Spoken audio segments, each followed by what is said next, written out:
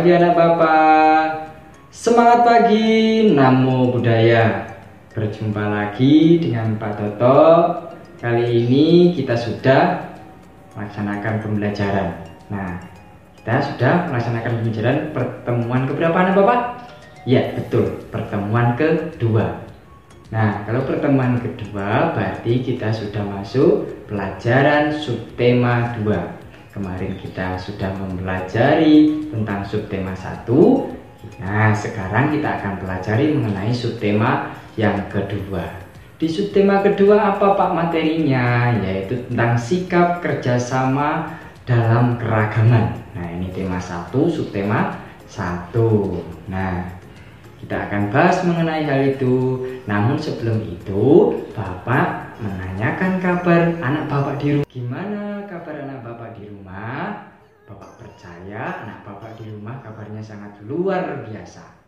Ya, tetap jaga kesehatan, jaga kondisi, ya. Perbanyak minum air putih, perbanyak makanan yang bergizi supaya tetap sehat badannya, ya. Oke, anak Bapak, silakan anak Bapak di rumah persiapkan buku, persiapkan pensil dan alat tulis segala macam lainnya untuk melakukan pembelajaran hari ini. Nah, oke, kita akan bahas mengenai materi sikap kerjasama dalam keragaman. Nah, di sini Bapak mempunyai pertanyaan.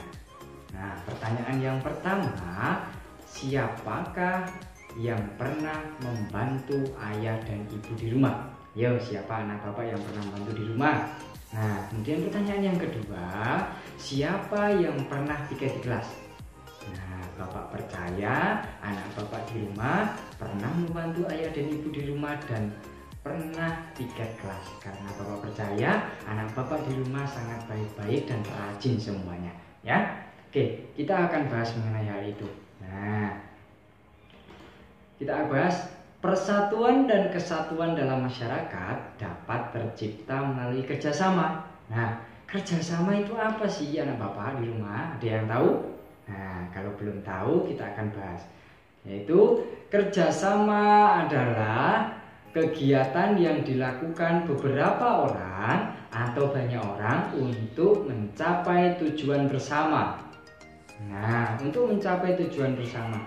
Jadi, kalau misalkan ada kegiatan gotong royong, kalau kita melakukan bersama, itu pekerjaan akan cepat selesai dan lebih ringan anak Bapak. Jadi kita harus kerjasama supaya terjalin persatuan dan kesatuan dan cepat selesai, ya. Oke. Terus di kerjasama ini tidak hanya di sekolah saja. Nah, di masyarakat juga bisa, di rumah juga bisa, di sekolah juga bisa, dan masih banyak hal yang lain, di kantor dan di macam tempat itu bisa melaksanakan kerjasama. Nah, berikut Bapak akan kasih contoh kegiatan kerjasama yang ada di lingkungan masyarakat, kemudian di lingkungan sekolah, di rumah. Nah, ini Bapak akan menjelaskan, tapi tidak semuanya, cuman intinya saja. Jadi Bapak pelajari ya. Nah, anak Bapak di rumah silahkan dipelajari. Oke, simak video ini nantinya ya. Oke, biar paham anak Bapak di rumah. Oke. Nah, kita akan bahas. Oke, yang pertama yaitu tentang manfaat kerjasama. Nah, tadi sudah ada pengertian kerjasama. Sekarang kita akan melakukan apa sih manfaat dari kerjasama itu. Nah, yang pertama yaitu pekerjaan akan lebih ringan. Nah, manfaat yang kedua yaitu lebih cepat selesai. Kemudian manfaat yang ketiga yaitu meningkatkan persatuan dan kesatuan. Nah, akan saling tetangga sama tetangga itu lebih akrab. Kemudian kalau anak Bapak piket kelas di kelas di sekolah itu jadi lebih cepat selesai. Nah, itu manfaat dari kerjasama. Jadi akan cepat selesai, pekerjaan juga ringan, ya. Oke, Bapak sekarang akan mencontohkan kerjasama di lingkungan masyarakat. Nah, ini adalah contoh kerjasama atau kegiatan di lingkungan masyarakat. Yang pertama ada kerja bakti. Nah, misalkan nih di RT atau RW tempat rumah anak Bapak setiap minggu sekali atau setiap 1 bulan sekali melaksanakan kerja bakti atau gotong royong. Nah, inilah merupakan persatuan dan kesatuan supaya lebih akrab, pekerjaan akan cepat selesai dan lebih ringan ya. Kemudian ronda malam, melakukan ronda malam di suatu tempat ya, misalkan nih di suatu daerah melakukan ronda malam. Ronda malam itu tujuannya untuk apa sih Pak? Ronda malam tujuannya untuk mengamankan suatu wilayah, jadi aman, tidak ada maling, tidak ada pencurian dan segala macamnya. Jadi di lingkungan tersebut bisa jadi aman. Kemudian melakukan senam bersama. Tujuannya untuk apa senam bersama? Menjaga kesatuan dan badannya menjadi sehat. Nah, itu tujuan dari senam ya. Kemudian menolong tetangga. Misalkan anak bapak tetangganya lagi sakit, terus anak bapak lagi punya karma baik, mempunyai mobil, nah diantarkanlah itu tetangga yang lagi sakit itu ke rumah sakit. Nah, itu sebagai contoh kerjasama, jadi saling tolong menolong ya. Oke, sekarang kita akan melakukan contoh. Di sini adalah contoh kegiatan di lingkungan sekolah ya. Contoh kegiatan kerjasama di lingkungan sekolah. Apa saja sih Pak? Nah, yang pertama ada piket kelas. Pernah Bapak piket kelas? Kalau Bapak sering dong piket kelas. Soalnya saya memantau anak Bapak apakah piket apa enggak. Kalau anak Bapak gimana? Oh, anak Bapak tentunya sudah rajin-rajin, karena percaya anak Bapak itu orang sangat rajin sekali ya. Anak Bapak di rumah juga rajin membantu orang tua. Kalau di sekolah itu rajin piket kelas. Nah, itu bagus sekali. Kemudian kerja kelompok. Nah, di sekolah itu terdapat biasanya ada kerja kelompok. Nah, kerja kelompok atau kerjasama. Ya, jadi pekerjaan akan cepat selesai. Jangan mengerjakan soal atau apa, anak bapak bisa cepat selesai. Tapi dengan yang satu mengerjakan, yang lainnya sama ya. Kalau kerjasama itu harus semuanya bekerja, jangan satu orang saja yang lainnya sama. Bukan seperti itu ya. Yang ketiga ada mengumpulkan sumbangan. Kok mengumpulkan sumbangan? Iya, kalau kita setiap hari Jumat itu kan ada mengumpulkan sumbangan. Nah, sumbangan itu digunakan untuk membantu teman kita yang sedang sakit contohnya. Kemudian kita sumbang, meringankan beban ya. Yang keempat itu menjenguk teman yang sakit. Nah, ini yang penting ini. Kalau temannya sedang sakit atau sedang kesusahan, kita harus berusaha untuk menjenguknya. Supaya apa?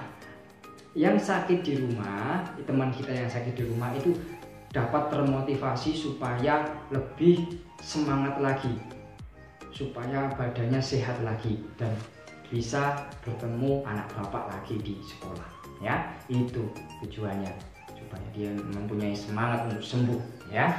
Nah, itu. Kemudian contoh yang ketiga yaitu tentang apa anak bapak? Ya betul, tentang kerjasama di lingkungan rumah. Ayo, siapa yang pernah membantu orang tua? Nah, membantu ibu, membantu adik, menjaga adik, menyiapkan makanan atau membantu ayah? Ayo, siapa? Membantu ibu, misalkan nih kalau ibu lagi masak, kemudian cuciannya banyak. Nah, anak bapak di rumah silahkan untuk membantu ibu mencuci piringnya supaya bersih. Kemudian misalkan kalau bapak lagi sibuk, ibu juga lagi sibuk, nah kemudian adiknya tertinggal. Nah, anak bapak yang bertugas untuk menjaganya di rumah.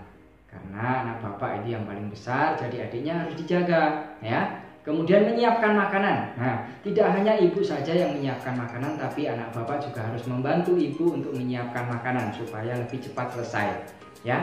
Lebih cepat selesai, jadi pekerjaan ibu akan menjadi ringan.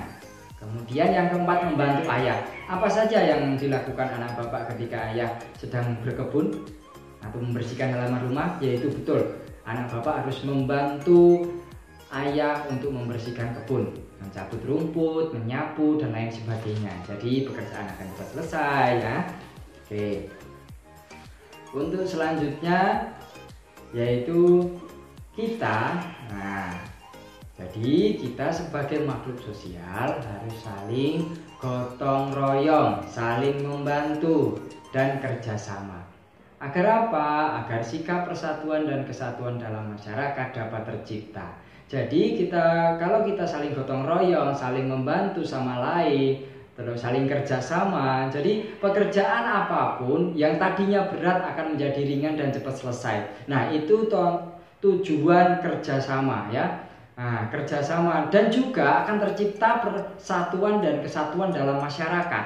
Jadi masyarakatnya akan akur, akan damai, tentram. Nah, itu tujuan dari kerjasama, meningkatkan persatuan dan kesatuan ya.